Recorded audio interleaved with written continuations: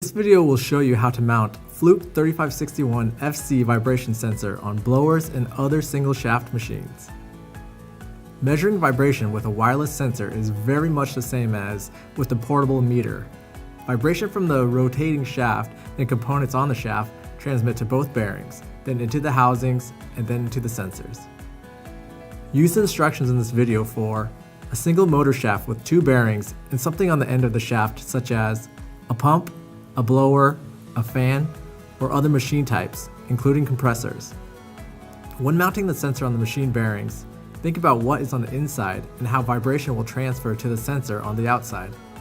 Here are some do's and don'ts for the sensor placement. Do mount the sensors on the motor bearings. Don't mount on the fan or pump since there aren't bearings there. This includes the fan housing and pump casing. Do mount the sensor on the top or the side or the end. Don't mount the sensor in the middle of the motor, only on the bearings.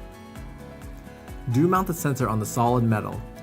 Don't mount sensor on soft or thin metal like the cooling fan cover or the motor fins. Do mount one sensor per bearing in most cases. Remember, vibration transmits 30 to 36 inches. On small machines, one sensor on the motor drive end would see vibration from the other bearings as well as the pump impeller or fan blades.